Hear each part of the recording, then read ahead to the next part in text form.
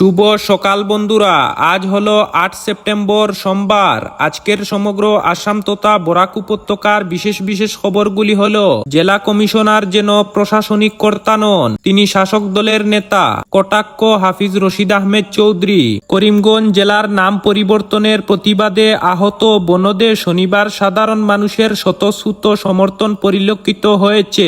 বিভিন্ন স্থানে সংগঠিত বিক্ষিপ্ত ঘটনাগুলো যেমন কাম্য ছিল না, ঠিক তেমনি আন্দোলনকারীদের রাত পর্যন্ত থানায় আটকে রাখা কোনোভাবে উচিত হয়নি বলে মন্তব্য করেন প্রদেশ কংগ্রেসের উপসভাপতি হাফিজ রশিদ আহমেদ চৌধুরী। তিনি বলেন, কলেজের ছাত্রদের সঙ্গে জেলা কমিশনার যে ব্যবহার করেছেন তাও কাম্য ছিল না। এদিন করিমগঞ্জ জেলার নাম পরিবর্তনের প্রতিবাদে কংগ্রেস সহ বিভিন্ন বাম সংগঠনের যৌথ উদ্যোগ বনদ পালিত হয়। জেলার বিভিন্ন স্থানে হিংসাত্মক ঘটনা যেমন সংগঠিত হয়, তেমনি প্রশাসনের তৎপরতাও ছিল লক্ষণীয়। রাত পর্যন্ত সদর থানায় পিকেটারদের আটক করে রাখা হয়। বিষয়টি নিয়ে প্রতিক্রিয়া ব্যক্ত করেন প্রদেশ কংগ্রেস সহসভাপতি তথা বরিষ্ঠ আইনজীবী হাফিজ রশিদ আহমেদ চৌধুরী। তিনি বলেন, বনদে সাধারণ মানুষের সমর্থন পরিলক্ষিত হয়েছে।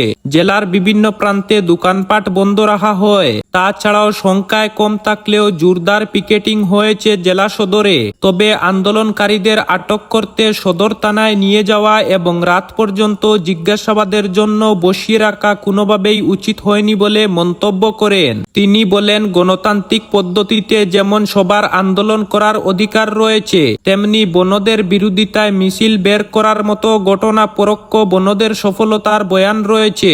শনিবার দিনভর পুলিশ প্রশাসন যে ভূমিকা নিয়েছে বা পুলিশ সুপার স্বয়ং যে ভূমিকা নিয়েছেন তা যেমন প্রশংসনীয় ছিল, ঠিক তেমনি জেলা কমিশনারের ভূমিকা চরম নিন্দনীয় বলে মন্তব্য করেন বরিষ্ঠ আইনজীবী হাফিজ রশিদ আহমেদ চৌধুরী। তিনি বলেন, নবীনচন্দ্র কলেজের ছাত্রদের সঙ্গে জেলা কমিশনারের দুর্ব্যবহার দেখে মনে হয়েছে তিনি প্রশাসনিক কর্তা নন, শাসক দলের নেতা বলে কটাক্ষ করেন তিনি বলেন, মুখ্যমন্ত্রী যেভাবে রক্তচক্ষু দেখান তেমনি করতে গিয়ে জেলা কমিশনার ভুলে গেছেন যে জেলার সবকিছু তার উপরই ন্যস্ত রয়েছে। জেলা কমিশনার আরো ধৈর্যশীল ও সংযত হবার পরামর্শ দিয়ে হাফিজ রশিদ আহমেদ চৌধুরী সাধারণ মানুষের এসব মেনে নেবে না। শীঘ্রই করিমগঞ্জের জেলা কমিশনারের অনর্থ বদলির দাবি জানান হাফিজ রশিদ আহমেদ চৌধুরী।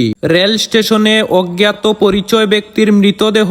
শিলচর রেল স্টেশনের ১ নম্বর প্ল্যাটফর্ম থেকে উদ্ধার হলো এক অজ্ঞাত পরিচয় ব্যক্তির মৃতদেহ।